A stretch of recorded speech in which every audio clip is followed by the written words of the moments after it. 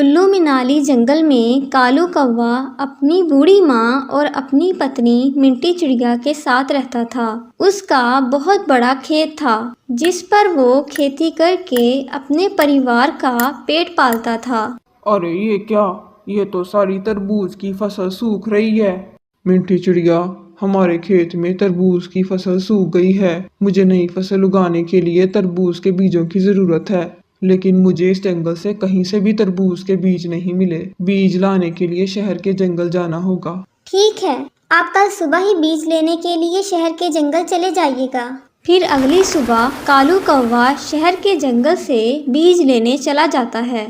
वहाँ पर उसकी मुलाकात एक सुंदरी नाम की कौवी से होती है। अरे हैंडसम कालू कौवे, मेरा नाम सुंदरी है और मैंने तुम्हें पहले कभी यहाँ नहीं देखा। हाँ, मैं पहली बार शहर के जंगल आया हूँ। मेरे पास एक बहुत बड़ा खेत है जिस पर मैं तरबूज की खेती करता हूँ। मुझे अपने जंगल से कहीं से भी तरबूज के बीज नहीं मिल रहे थे, इसलिए मुझे शहर के जंगल आना पड़ा। ये सुनकर सुंदरी कौवी मन ही मन सोचती है, ये कौवा तो काफी खाता पीता लगता है। इसके पास इतना बड़ा खेत भी है। इसके साथ शादी करके तो मेरी जिंदगी ही संवर जाएगी। ये सोचकर सुंदरी कौवी कालू कौवे को अपने प्यार के जाल में फंसा लेती है और कालू कौवा सुंदरी कौवी से शादी करके उसे अपने साथ घर ले आता है। अरे ये क्या जी, आप तो शहर के जंगल से तरबूज के बीज लेने गए थे, ये किसको अपने साथ लेकर आ गए? ए चिड़िया, हट हमारे रास्ते से, हम दोनों ने शादी कर ली है। ये सुनकर मिंटी चिड़िया पर तो जैसे बिजली ही गिर गई।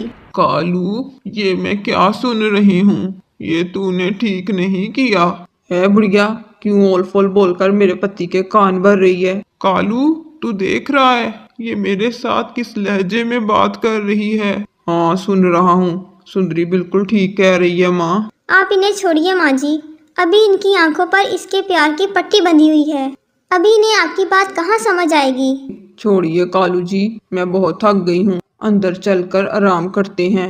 ये कहकर वो दोनों वहाँ से चले जाते हैं। सुनिए कालू जी, आपका इतना बड़ा खेत है, मैं तो कहती हूँ ये खेत बेचकर शहर में कोई घर ले लो। हम दोनों अब शहर में ही रहेंगे। यहाँ रहे तो आपको अपनी पहली बीवी और अपनी माँ का खर्चा भी उठाना पड़ेगा। अगर यहाँ रहे तो हमेशा कर्ज में ही डूबे रहेंगे। सुंदरी कौवी के इस तरह दिन रात कान भरने के चलते एक दिन कालू कौवा अपनी बूढ़ी माँ और मिंटी चिड़िया को छोड़कर सुंदरी कौवी के साथ शहर के जंगल चला जाता है।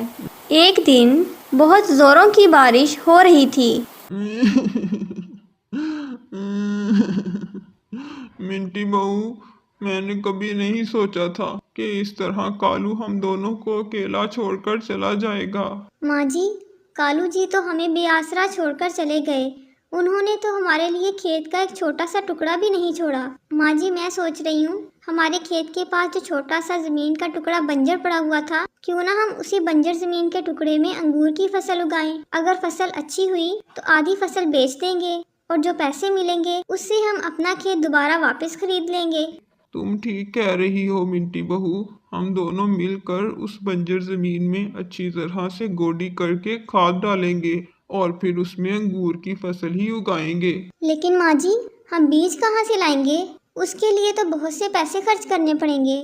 उसकी तुम चिंता मत करो बहू, मैं अपनी बहन बबली कबूतरी के घर जाऊंगी और उसके घर से अंगूर के बीज लेकर आएंगे। पिछले साल ही बबली कबूतरी के खेतों में अंगूर की अच्छी फसल हुई थी। अगर अपनी फसल अच्छी हुई तो हम बबली के जितना अंगूर उसे वापस कर देंगे। ऐसे हमारा काम भी हो जाएगा और पैसे भी खर्च नहीं करना पड़ेंगे। अगले दिन दोनों सास बहू बीज लेने के लिए बबली कबूतरी के घर जाती हैं। क्यों दीदी, आप दोनों मुझे बहुत परेशान लग रही हो, सब खैरियत तो है ना? क्या बताएं बबली मौसी, हम पर तो बड़ी क़यामत टूट पड़ी। कालू जी ने दूसरी शादी कर ली है और वो हमें छोड़कर अपनी दूसरी बीवी के साथ चले गए हैं। उन्होंने तो हमारा खेत भी बेच दिया है।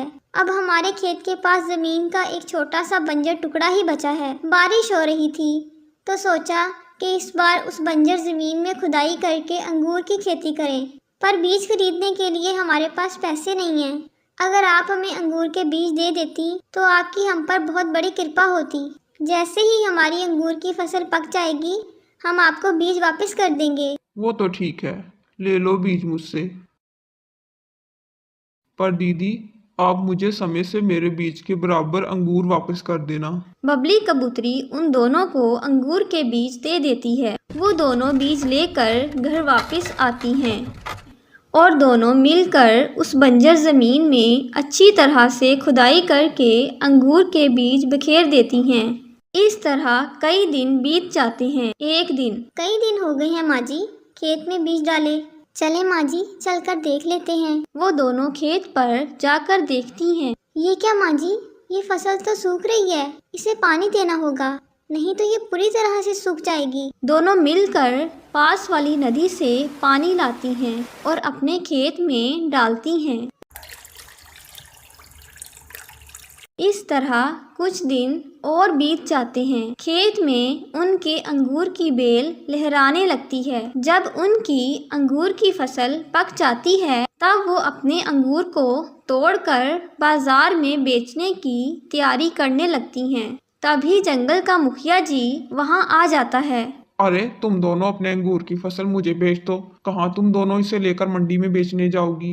नहीं नहीं मुखिया जी, हम अभी अपने अंगूरों को नहीं बेचेंगे।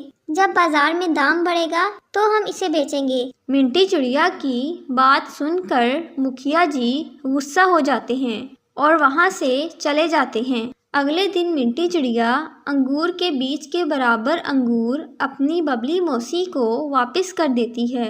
कुछ दिनों बाद बाजार में अंगूर के भाव बहुत बढ़ जाते हैं।